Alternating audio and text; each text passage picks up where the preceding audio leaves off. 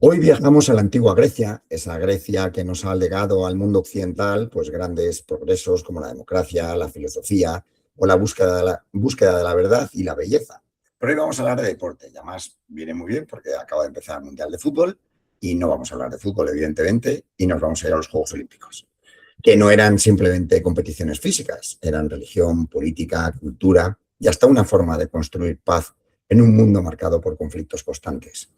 Un punto de encuentro donde las polis griegas dejaban de lado sus guerras para medirse en igualdad, bajo unas reglas comunes y con un ideal muy claro, la búsqueda de la excelencia. Vamos, igualito que ahora, es lo mismo. Para entender, para entender todo esto, hoy contamos con una invitada muy especial, Rebeca Ranz, arqueóloga, historiadora del arte y autora del artículo Olímpicos más que Juegos, publicado en la revista digital de Histórica, donde nos descubre cómo estos certámenes fueron mucho más que una competición, un reflejo de toda una civilización. Bienvenida, Rebeca, y muchas gracias por acompañarnos y compartir tus conocimientos del mundo antiguo. Bueno, pues muchísimas gracias por invitarme a este podcast y por darme la oportunidad de compartir y conversar sobre los Juegos Olímpicos en la antigua Grecia. Es un verdadero placer para mí estar aquí y poder aportar este pequeño granito de arena en esta charla que me parece tan interesante, la verdad. Pues Rebeca es especialista del mundo antiguo, como hemos dicho, es autora de libros como Breve Historia de la Antigua Grecia, Breve Historia de la Mitología Griega y Egiptomanía. Si me equivoco o cualquier cosa, tú me corriges sin ningún problema. Y además tiene un perfil de profesional en redes sociales que yo os aconsejo seguir si queréis aprender sobre el mundo antiguo, que es The Revolution of Antiquity, y que dejaré en la descripción del episodio, cuando lo edite, dejaré ahí el enlace para que lo consulte y para que te sigan. Bueno, antes de nada, para entrar en materia, pregunta de rigor. ¿Cuándo y por qué te enamoraste del mundo antiguo y eso te llevó a estudiar historia? Pues, a ver, yo como siempre digo, yo de base soy historiadora del arte. Hice la carrera de Historia del Arte y luego me especialicé con un máster en Arqueología, ¿no? Y ahí es donde yo ya, el mundo de la arqueología, el mundo de la antigüedad, y yo siempre me he especializado en arte antiguo, ¿no? Todo eso que tiene que ver con el mundo de la antigüedad. Y pues a partir de ahí es donde yo ya desarrollo toda mi carrera profesional. Pero es verdad que yo esto siempre lo cuento porque yo creo que tengo como un breve recuerdo de cuando yo descubrí como el mundo de la antigüedad, ¿no? Yo, os pongo en contexto, yo soy de un pequeño pueblo de Castilla-La Mancha, donde el acceso a la cultura o a este mundo de la antigüedad, digamos que era prácticamente nulo. O sea, yo no tenía como esa conexión por ninguna de las vías, ¿no? Entonces, yo recuerdo estar de pequeña viendo un documental en la 2 sobre el Coliseo romano. De manera natural empecé a leer sobre la antigua Roma, luego me introduje evidentemente en el mundo de Egipto, ¿no? Que esa fascinación que nos llega a todos desde pequeños, pues con películas como El Príncipe de Egipto, luego cuando vas creciendo un poco más Indiana Jones, ¿no? Todas estas películas y pues de manera natural leyendo, informándome hasta que llegué pues a este mundo de la antigüedad que a mí me parece espectacular porque, como bien has dicho, mezcla la belleza, pero también esa distancia y esa conexión que tenemos con la actualidad, ¿no? A mí me encantan todas las civilizaciones del Mediterráneo, Grecia, Roma, Egipto y también Mesopotamia, que no se nos olvide, sobre todo para descubrir cómo son estas civilizaciones que no están muertas, ya os lo digo, que son laboratorios de ideas de poder, de la religión, del cuerpo y de la ciudadanía y que son una memoria que sigue influyendo en lo que somos nosotros en la actualidad, ¿no? Por eso el mundo de la antigüedad a mí me encanta tanto, ¿no? Y me atrapó, como digo, pues por esa idea de no estudiar únicamente sucesiones de fechas, ¿no? Que para mí eso es lo que menos interesante es de la historia, ¿no? Sino sobre todo poder formar una idea de cómo se ha creado nuestro presente, ¿no? De ahí que la historia y especialidad, especialmente, como digo, el mundo de la antigüedad, nos permita entender todos esos valores que se nos han transmitido por las imágenes, por el mundo de las fuentes, por la arqueología y de esta manera pues conocer un mundo tan maravilloso y además poder dedicarte a la investigación de este mundo y divulgarlo, pues me parece increíble, la verdad. Y ya pasando al tema de los Juegos Olímpicos, tu artículo que hemos leído antes, que hemos mencionado antes, habla de más que juegos. Si tuvieras que resumirlo, ¿qué representaban realmente para los griegos los Juegos? Pues mira, para los griegos los Juegos Olímpicos eran ante todo un gran festival religioso celebrado en honor a Zeus, porque allí era donde se encontraba el famosísimo santuario de Zeus en Olimpia, ¿no? Pero no era solo una fiesta de culto, es decir, también era un espacio de prestigio, de competición y de representación pública, donde cada victoria tenía también un enorme valor para el atleta, pero también, muy importante esto, para la ciudad que estaba representando, ¿no? Por lo tanto, yo defiendo en este artículo, ¿no?, que los juegos funcionaban como una especie de escenario panhelénico, es decir, un lugar donde los griegos de distintas polis podían reunirse en torno a esa identidad cultural que es compartida, aunque es verdad que políticamente seguían divididos y muchas veces también enfrentados, ¿no?, dependiendo del año en el que caigan los Juegos Olímpicos. Por eso defiendo esa idea de que no era solo deporte, ¿no? Decir que solo deporte es una simplificación muy moderna hablando de los Juegos Olímpicos, ¿no? En realidad era religión, era política, era memoria colectiva. En el artículo dices también que el deporte está igualmente relacionado con la búsqueda de la perfección y de la belleza, ¿no? Háblanos de esa relación.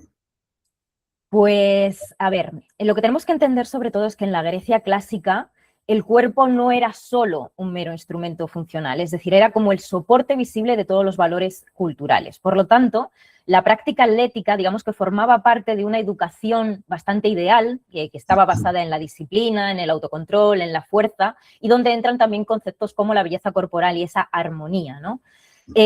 Además, el mundo griego también está siempre muy vinculado a ese concepto de la arete, que se traduce como esa excelencia, para que nos ayude un poco a entender todo esto, ¿no?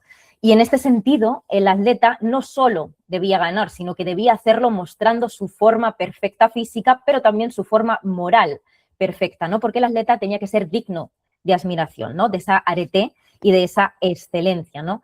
Y por eso el deporte griego siempre, digamos que ha estado muy ligado al mundo de la escultura, al mundo de la cerámica, ¿no? Lo vamos a ver muy representados en estos campos, pero también va a estar muy vinculado al mundo de la poesía y evidentemente a ese ideal heroico, ¿no? Todas estas expresiones empiezan a celebrar lo que es ese cuerpo equilibrado, que el cuerpo griego tiene que como llegar a superar unos límites inesperados, ¿no? Por lo tanto, siempre muy vinculado, como os digo, a esa idea. Para que nos hagamos una idea concreta de esto que estoy hablando. Esto lo vamos a ver muy bien en esas producciones artísticas de las que yo hablaba. El Discóbolo de Mirón, por ejemplo, nos muestra ese instante de tensión contenido que convierte el movimiento en una belleza totalmente estética, ¿no?, de este atleta. Luego tenemos el Doríforo de Policleto, que también va a representar ese canon de lo que sería el cuerpo perfecto, sigue siendo otro atleta. Y luego tenemos piezas tan importantes como el Auriga de Delfos, que muestra también esa victoria atlética que también nos expresa la serenidad, el control y esa dignidad sagrada que obtenían también los atletas dentro de estos rituales, ¿no? Y bueno, aunque parezca un poco abstracto, esta idea de belleza, de equilibrio y de perfección es algo que se puede demostrar a través de la arqueología y del arte, como os acabo de decir, y por eso se vincula tanto el cuerpo atlético con esa imagen de orden, de medida y de perfección que lo vemos claramente en estos ejemplos y en otros tantos. Y volviendo un poco al fenómeno religioso, ¿qué papel juegan los dioses y los oráculos, por ejemplo, como el de Delfos en su creación? ¿Qué hay de historia y de mito? Pues mira, aquí es clave sobre todo distinguir qué es la tradición mítica y qué es la reconstrucción histórica, ¿vale?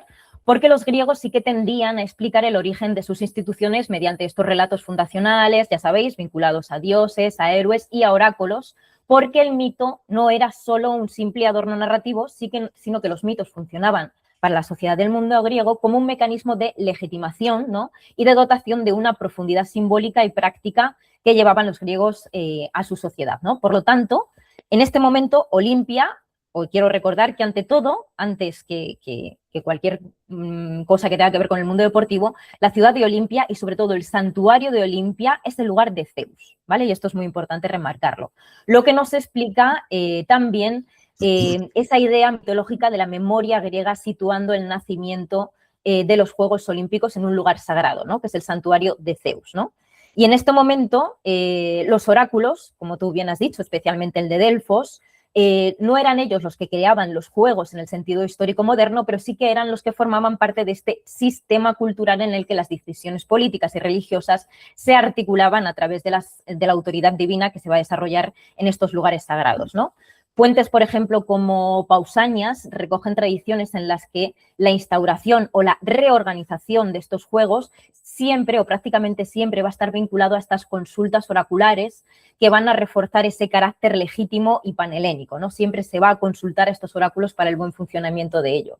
Y bueno, ya desde el punto de vista histórico y arqueológico sabemos que los Juegos Olímpicos se institucionalizaron en el siglo VIII, porque tenemos una inscripción que nos habla de esa primera victoria registrada en el 776 a.C.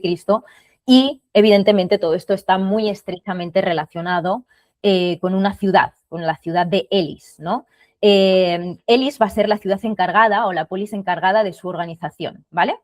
Y allí vamos a encontrar inscripciones halladas que nos hablan y que nos documentan todo este proceso vinculado al mundo ritual del santuario de Zeus, pero también ese mundo vinculado con la historia y la propia legitimación de la ciudad de Elis. Y Rebeca, ¿existieron otros juegos en la antigüedad griega distintos a los olímpicos? Pues mira, muy buena pregunta, porque siempre nos quedamos con los Juegos Olímpicos como los espacios, es verdad que son los más populares, ¿vale? Pero sí que es fundamental entender que Olimpia no era el único lugar donde se celebraban estas competiciones, sino que las Olimpiadas formaban parte de un sistema agonístico, es decir, de un sistema de juegos que va a compartir todo el mundo griego, ¿no?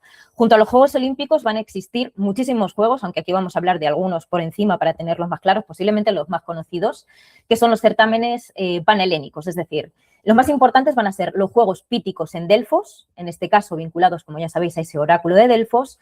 Tenemos los Nemeos y los Juegos Ístmicos, que van a ser los más importantes.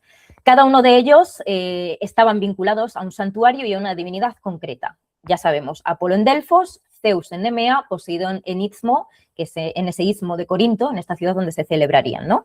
Y es verdad que todos ellos sí que van a compartir esa tradición ritual y esa tradición competitiva. Sin embargo, todos, digamos que en todos ellos van a participar diversas polis, pero todos ellos siempre van a estar vinculados al espacio sagrado, ¿no?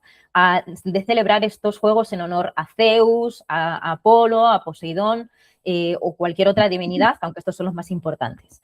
Además de las competiciones atléticas, dentro de estos juegos se van a celebrar certámenes musicales, que es muy importante, y certámenes de poesía, ¿no? Por lo tanto, también vinculado a esta adoración divina. Y en este sentido, digamos que había una cohesión cultural, ¿no? Y que la política parecía que no podía fragmentar estos espacios. Pero bueno, sabemos, aparte de las fuentes literarias y por alguna pieza epigráfica que hemos encontrado, que, por ejemplo, autores tan importantes como Píndaro, por ejemplo, se va a encargar de crear odas para estos vencedores de estos 4 Juegos Olímpicos. Por lo tanto, esto ya nos habla de la importancia y el prestigio que tenían no solo los Juegos de Olimpia, sino de los demás espacios oraculares o sagrados. Y hemos encontrado también inscripciones en Delfos, en Olimpia, donde se vinculan pues toda esta lista de atletas, victorias, infraestructuras, pues que nos hablan de esa importancia, ¿no? Y bueno, además, cada certamen tenía también su propio símbolo de victoria, es decir, su propio trofeo, ¿no? Que los hacía un poquito especiales. El más conocido de todos es esa corona de laurel que se va a entregar en este caso en los juegos que se celebran en Delfos y por lo tanto estas ramas de laurel siempre han estado muy vinculadas al dios Apolo. Las ramas de apio son las que se van a entregar en Nemea, también vinculadas a esas tradiciones de los funerarios heroicos. Y la corona de pino es la que se va a entregar en los Juegos Ítmicos. Bueno, por lo tanto, vemos cómo cada uno tiene sus peculiaridades y que estos premios no van a ser, en la mayoría de las veces, de carácter material, sino que van a reforzar esa idea de honoridad, ¿no? Y donde la aristocracia también va a tener su triunfo dentro de esta sociedad, ¿no? Al principio, en la introducción, he hablado de la tregua, ¿no? La tregua olímpica, ¿no? Que he hecho el juego de que actualmente, pues eso está totalmente, es inviable, ¿no? En los tiempos que corremos. Pero es uno de los elementos más llamativos. ¿Era realmente respetada o hay más mito que realidad?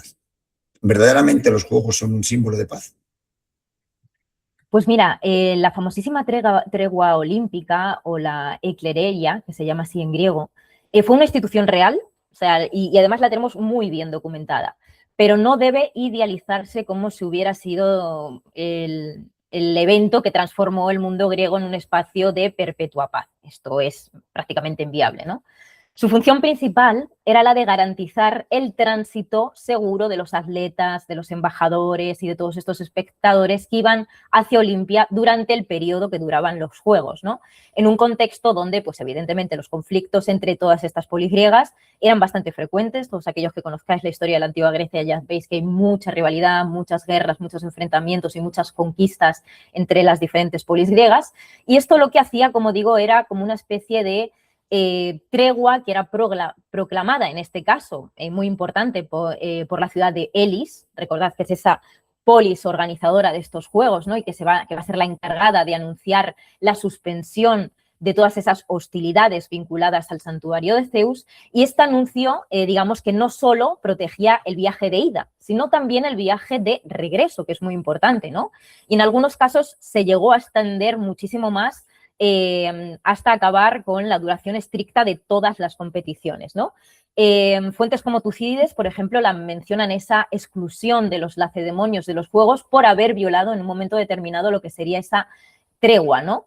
Lo que demuestra que este incumplimiento tenía consecuencias reales y sanciones públicas, es decir, no participar en los Juegos Olímpicos, que eran los más importantes y que más fama daban a los aristócratas y a los atletas en este momento, ¿no? Y bueno, pues desde un punto de vista epigráfico también encontramos varias inscripciones halladas en Olimpia que nos hablan de diferentes aspectos de esta tregua, ¿no? Que nos refuerzan también este carácter normativo.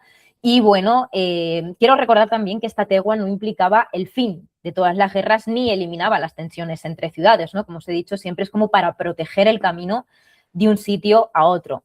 Digamos que en realidad es una suspensión ritual, ¿vale? Que estaba limitada, esto es muy importante, a un tiempo concreto, que afectaba principalmente a aquellos que sí que participaban y que se van a desplazar a Olimpia, ¿no? Pero, como os digo, es temporal, es un periodo de tiempo muy concreto y que, evidentemente, su cumplimiento no siempre fue perfecto porque hemos visto cómo algunos de ellos fueron sancionados, ¿no? Por lo tanto, los juegos pueden entenderse como ese símbolo de la paz, pero en un sentido muy específico, es decir, si hablamos de una paz temporal, sagrada y reglamentada, podemos decir que sí, pero si no ya sabemos que esa utopía pacífica pues representa más bien un acuerdo cultural de respeto para la realización de estos juegos y que luego ya veremos que las rivalidades que se van a dar en los mundos de los Juegos Olímpicos se van a desarrollar también en el campo atlético, ¿no? Y no solo en el campo de batalla. Y Rebeca, por todo lo que nos estás contando, la importancia que tenían los juegos en aquel mundo, ¿podemos hablar de una forma temprana de la identidad común griega? ¿Eso sirvió para unar al mundo heleno o no? Pues yo creo que sí, que podemos entender los juegos como una forma temprana de esta construcción de lo que es la identidad común griega, aunque esa identidad nunca fue uniforme ni centralizada. Los certámenes panhelénicos y especialmente los Juegos Olímpicos reunían, recordad, a todas las comunidades de distintas regiones que compartían lenguas, que compartían dioses y prácticas rituales, ¿no? Porque todos se van a juntar en torno, en el caso de las Olimpiadas, al santuario de Zeus y también en torno a una cierta memoria cultural, ¿no? Esto no va a eliminar, como os digo, esas diferencias entre las polis ni sus conflictos, pero sí que generaba un espacio simbólico de pervivencia colectiva. En Olimpia, los griegos podían reconocerse mutuamente como parte de ese mismo universo cultural, participaban, como os digo, en los rituales comunes en honor a Zeus y competían bajo las mismas normas compartidas. Además, existía esa propia categorización que tenían los griegos de sí mismos como los helenos frente a los bárbaros, ¿no? Que eran esos pueblos que no pertenecían a lo que sería la identidad común griega y que en algún momento determinado de la historia supuso fuertes enfrentamientos y grandes guerras, ¿no? Como hemos visto, ¿no? Pero es verdad que los griegos sí que tenían esa identidad. Y esto lo podemos ver también de nuevo gracias a la arqueología, a los materiales que hemos encontrado, ¿no? Hemos encontrado inscripciones de vencedores procedentes de lugares muy diversos, desde Sicilia hasta Asia Menor, que van a mostrar esa amplitud geográfica que tenía la participación de los Juegos Olímpicos. Los tesoros votivos decorados también en la ciudad de Olimpia, de Delfos y de Delos también materializan la presencia de este mundo sagrado también como unión. Y bueno, pues ya vemos que en definitiva los juegos no creaban una Grecia como identidad política, porque eso no era así, ¿no? Ya sabemos que todas las polis griegas eran diferentes, pero sí que constituye esa nueva manera de imaginar o de experimentar lo que sería una comunidad cultural, ¿no? Algo fundamental en un mundo en el que no existía un Estado unificado, ¿no? Donde las polis eran todas ellas diferentes. Una cosa que me ha parecido siempre muy interesante y además choca con el mundo actual es que los vencedores no recibían premios económicos. Antes nos has hablado un poco de las ceremonias, esas coronas, distintas, pero no había premios económicos, ¿no? ¿Qué motivaba entonces a los atletas? Pues a ver, como tú bien has dicho, en Olimpia los vencedores no van a recibir recompensa económica directa, pero sí estas coronas de olivo, junto con otros honores públicos y evidentemente también la gloria asociada a esa victoria, ¿no? Que se trataba de un premio simbólico, pero de un gran, enorme valor dentro de lo que es la sociedad griega. La motivación principal de los atletas, sobre todo, era el prestigio, la proyección pública y la posibilidad de inscribir su nombre en la memoria colectiva, ¿no? Esto lo vamos a ver fuertemente en las esculturas y todas las inscripciones que encontremos vinculadas a estos espacios. También las fuentes literarias nos reflejan con claridad que esta era una de las motivaciones de los artistas.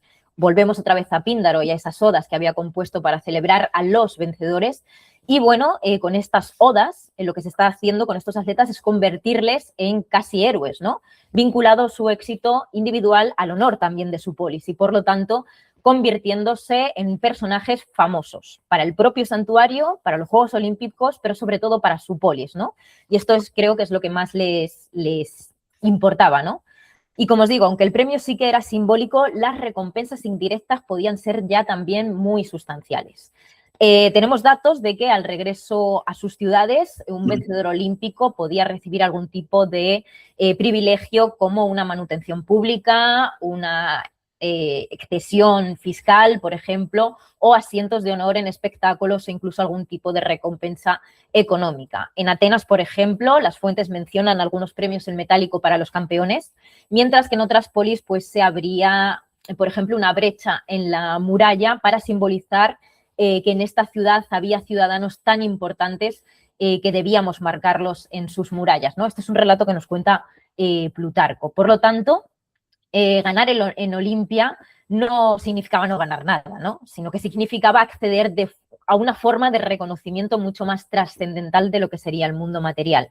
Significaba alcanzar como una especie de inmortalidad simbólica dentro de lo que es la comunidad griega, vamos, en el mismo modo que ahora mismo están alcanzando pues todos aquellos deportistas olímpicos, ¿no? Cuando uno de nuestros deportistas alcanza el oro en estas olimpiadas, sí que consigue esa fama y que todo el foco se ponga sobre ellos, ¿no? Pues esto sucedería de la misma manera en el mundo antiguo. Oye, vamos a centrarnos un poco ya en la propia competición, ¿no? ¿Qué disciplinas había? Porque creo que también está pues, la parte de las atléticas, había hípica. ¿Cuál eran las más populares, no? Pues la disciplina más popular, sin lugar a dudas, son las épicas, especialmente las que son las carreras de carros. Eran probablemente los espectáculos desde el punto de vista visual y también social que más importantes, ¿no? Porque combinaban la velocidad, el riesgo, el prestigio y además también eran las que tenían un coste económico más elevado, ¿no? Se celebraban en el hipódromo de Olimpia, que es una estructura que hoy ha desaparecido, pero que tenemos bien documentadas por las fuentes, e incluían diferentes tipos de pruebas, ¿no? Tenemos las cuadrigas, que son esos carros de 4 caballos, las vigas, que son de 2 caballos, donde lo decisivo no era tanto el auriga como el propietario de los caballos, ¿no? Es decir, el que se convertía en ese gran vencedor de lo que sería esta carrera hípica serían los propietarios de los caballos, ¿no? Y esto nos habla también de ese poder aristocrático que también ganaba su fama dentro del mundo de la sociedad griega. Sabemos, por ejemplo, que hubo una figura muy relevante, que es la figura de Cinista de Esparta, que pudo proclamarse vencedora de una de estas carreras hípicas, porque ella era la propietaria de la cuadriga y es una excepción dentro del mundo de la antigüedad porque los Juegos Olímpicos es un marco masculinizado por completo, pero esta fue una de las veces donde una mujer pudo proclamarse vencedora, como os digo, siempre al ser propietaria de una cuadriga, ¿no? Luego tenemos, por ejemplo, también muy importantes las pruebas luctatorias, es decir, la lucha, el boxeo y el pancracio tenían también un enorme atractivo por su dureza y sobre todo por esa vinculación siempre con el mundo de los héroes, ¿no? Las fuentes describen los combates sin categorías de peso, pero sí con unas reglas bastante limitadas, especialmente el pancracio, que combinaba esa técnica de lucha y de golpe con pocas restricciones. Y bueno, esto lo vemos claramente en que sería bastante duro en la cerámica griega o incluso en las esculturas como ese púgil que se encuentra en Roma, que es esa escultura que tenemos de ese luchador de boxeo que refleja con gran realismo ese desgaste físico y esa violencia inherente que podría desarrollarse en esta disciplina. Y luego la parte más importante de las Olimpiadas y creo que con la que más lo vinculamos en la actualidad, que son las carreras a pie, ¿no? Que es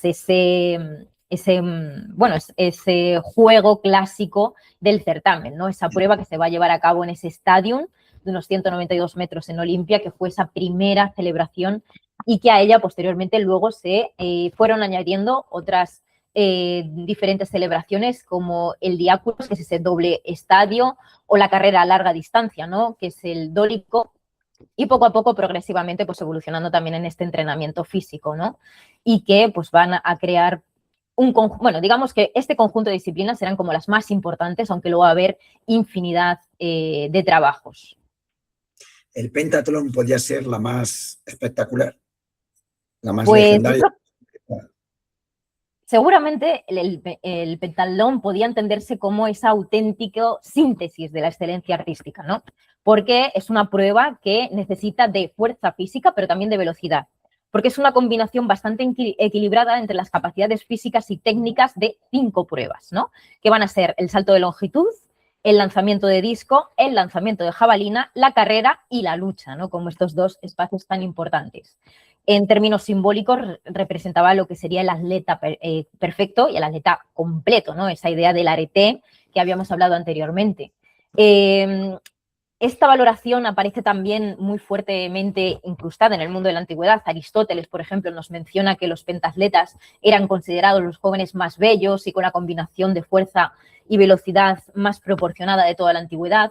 La iconografía de las cerámicas y de la escultura refuerzan también esta idea, ¿no? Tenemos infinidad de esculturas en las que se representan a personajes lanzando la jabalina o en la cerámica mucha escena de lucha de esos cuerpos atléticos, ¿no?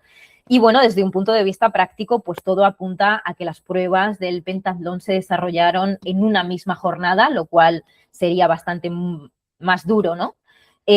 Aunque el orden exacto sí que es verdad que no lo tenemos todavía establecido, hay mucho debate entre cuál sería eso, pero bueno, independientemente de cuál fuera el orden, ganaba aquel atleta que conseguía tener la mejor calificación en todas las competiciones y por lo tanto digamos que sería la prueba más dura, sobre todo porque se realizaría en un mismo día, en una misma jornada, ¿no? Los juegos, al fin y al cabo, tenían su connotación de espectáculo, ¿no?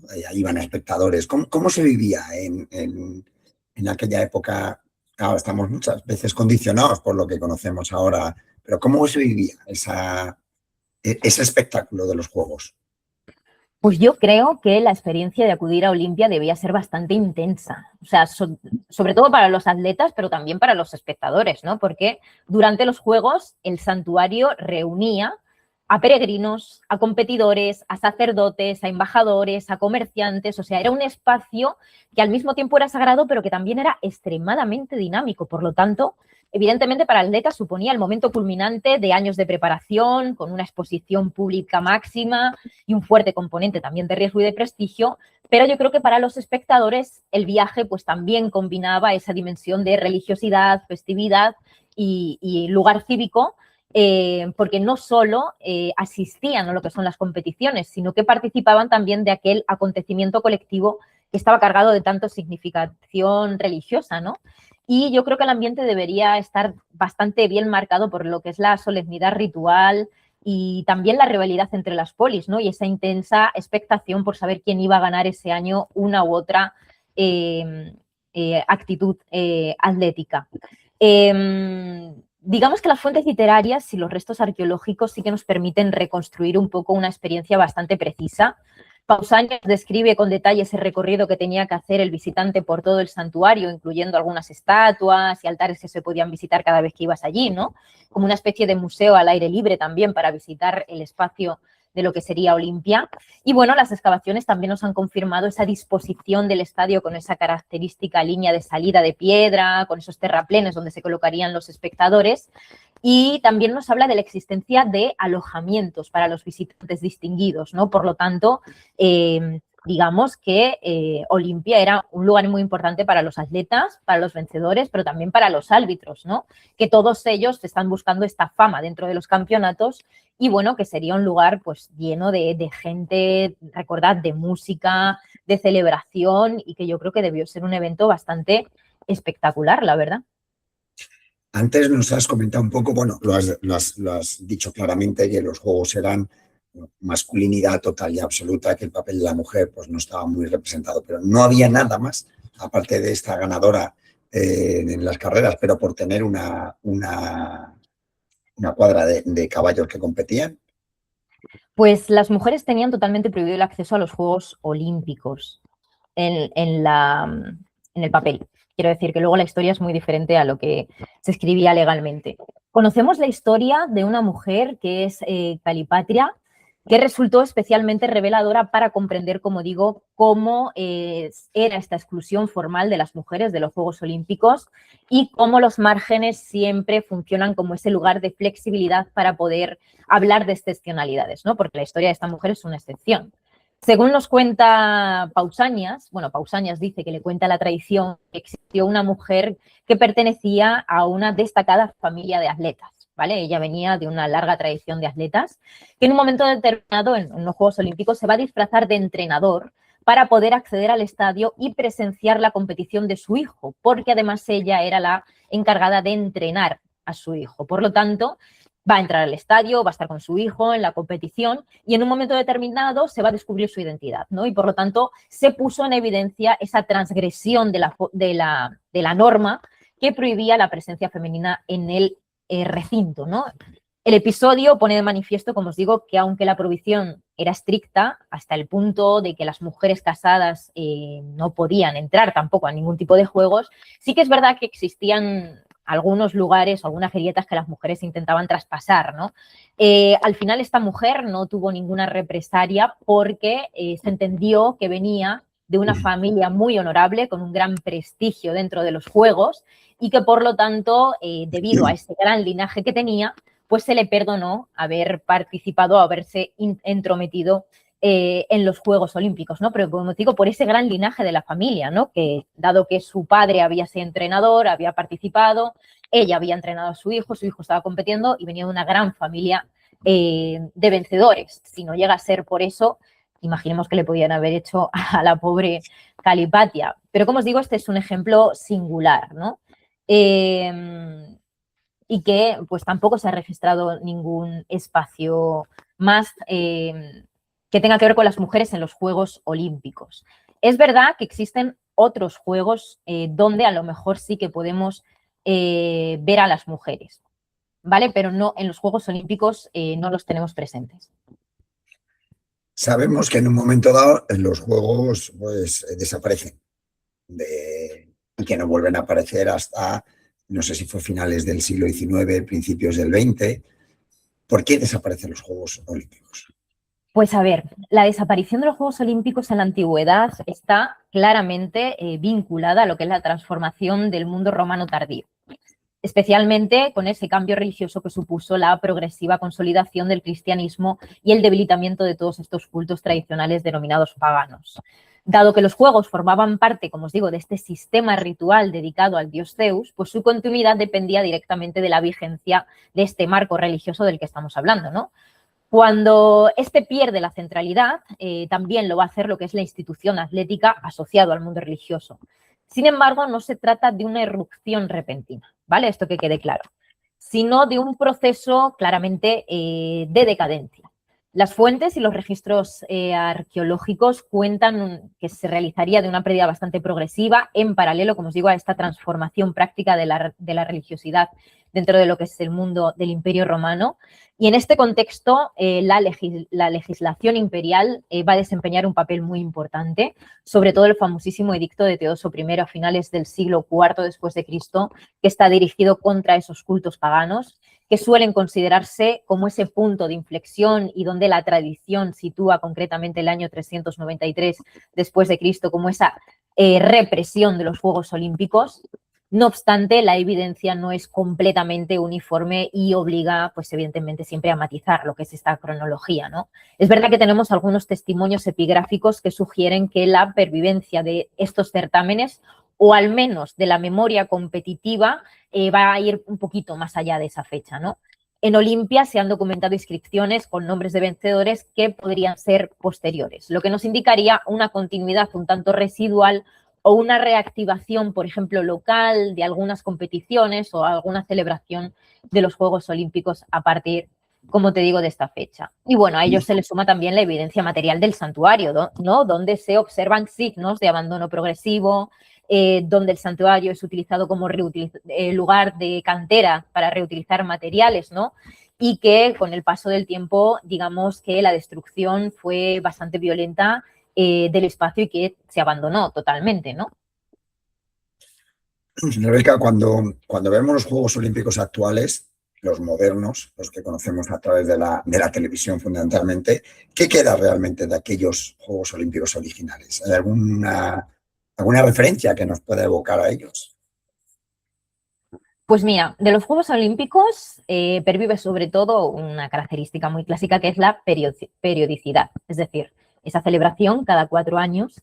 Y, en mi opinión, creo que también hemos podido conservar ese prestigio asociado a la competición y a esa idea de reunir a todas las comunidades diversas en torno a un marco común, ¿no? Que en este caso, en el mundo moderno, ya no es el mundo religioso, sino que es el deporte, sin embargo, en la antigüedad sería ese mundo religioso. Además, también se mantiene esa referencia simbólica a Olimpia como ese lugar fundacional, ¿no? Que siempre que se celebran los Juegos Olímpicos modernos se hace referencia a esa continuidad histórica, ¿no? Recuerda que siempre la primera antorcha es encendida en Olimpia y se traslada por todo el mundo hasta el lugar de celebración de los Juegos modernos. Sin embargo, las diferencias, digamos que son bastante profundas. A ver, el deporte moderno se articula en torno a la profesionalización, a los estados nacionales, a la economía del mercado también y sobre todo a unos medios de comunicación bastante globales, que son unos elementos que no se vinculan directamente con el mundo griego. Y bueno, los juegos antiguos pues estarían más integrados, como os digo, dentro de este contexto religioso, ¿no? Y cívico, mientras que en la actualidad responden más a lo que es una lógica internacional, ¿no? Pero bueno, aún así, digamos que la herencia simbólica es bastante significativa, ¿no? Yo creo que se conserva también ese ideal de excelencia, de arete, y la noción de compartir bajo las mismas normas una serie de enfrentamientos deportivos que también estaban presentes en la antigua Grecia. Además, la propia recuperación moderna de los Juegos Olímpicos también refuerza esta continuidad reinterpretativa. Por ejemplo, las excavaciones arqueológicas que se iniciaron en Olimpia en torno al siglo XIX, que fueron llevadas a cabo por las misiones alemanas, que sacaron a la luz el santuario completo, se encargaron también de estudiar bien lo que sería el estadio y los numerosos espacios vinculados a él, ¿no? Y sobre esta idea de sacar a la luz el santuario completo de Olimpia y la restauración olímpica que se va a hacer también de este espacio por parte de Pierre Coubertin a finales del siglo XIX, se apoya en esta idea explícita del prestigio histórico que va a tener Olimpia, ¿no? Transformándose en un lugar simbólico universal. Y aunque es verdad que los juegos modernos se producen en un contexto totalmente diferente, digamos que los juegos modernos siguen dialogando con ese pasado, ¿no? Reinterpretando esa autoridad cultural y esa carga simbólica. Y recordemos que los juegos que se han recuperado son los de Olimpia, pero no se han recuperado ninguno de los otros juegos panhelénicos que tenían lugar en el mundo griego y que serían igual de importantes, ¿no? Sobre todo, por ejemplo, los de Delfos serían también bastante importantes para el mundo griego, ¿no? Pero Olimpia se ha convertido en este centro de unión cultural que se dio en la antigüedad en el Mediterráneo y que actualmente también se da como ese punto de partida. Según estabas comentando todo esto, me estaba acordando en cuanto a la profesionalización de los deportistas que en los Juegos modernos, no sé si fue a partir de los Juegos de Barcelona, no podían ser profesionales los participantes. Luego ya todo esto cambió, bueno, los tiempos van por ese lado, pero no podían ser profesionales. Yo recuerdo perfectamente en baloncesto, que es un deporte que me encanta, eran los Estados Unidos eran universitarios. Y en teoría, yo creo que eso siempre se ha camuflado un poco en distintos conceptos. Y luego también tenía apuntado que se ha politizado muchas veces, ¿no? Durante la Guerra Fría, pues tuvimos casos en los que tanto en Moscú como en Los Ángeles, pues el bloque contrario boicoteó de alguna forma los juegos, ¿no? ¿Crees que hemos perdido parte de ese espíritu original o simplemente es que el tiempo ha habido una evolución y nos hemos tenido que acoplar a los nuevos vientos? Pues yo creo que más que una pérdida, lo que observamos es una transformación, ¿vale? Los Juegos Olímpicos modernos siguen siendo, como os digo, ese espacio de encuentro deportivo, pero también están atravesados de forma inevitable por la política, por la diplomacia, la economía y los medios de comunicación a escala global. En este sentido, como digo, la relación entre el deporte y la política no es una novedad moderna, ¿eh?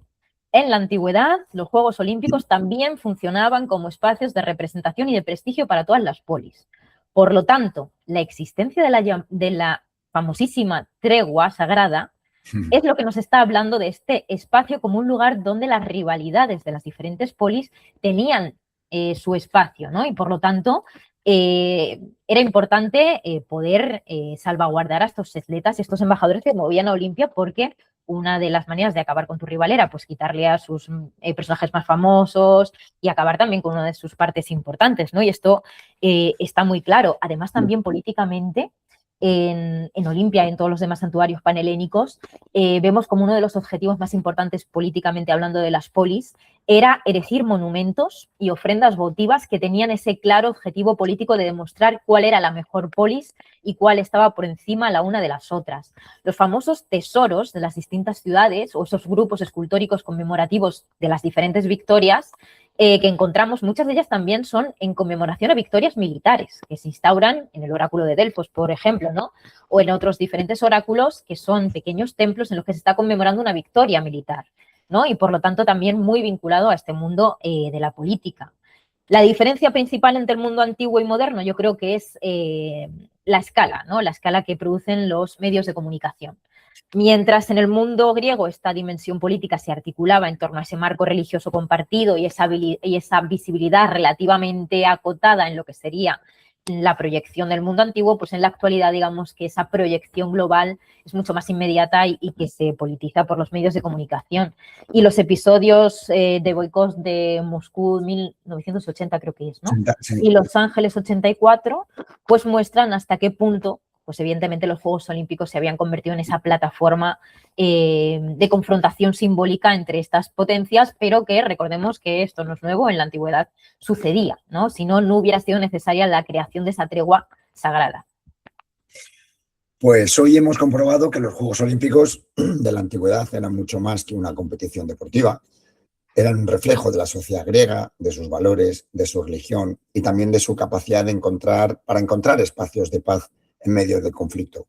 Un recordatorio de que incluso en los tiempos difíciles el ser humano siempre ha buscado formas de competir sin tener que destruirse y de medirse sin enfrentarse en una guerra.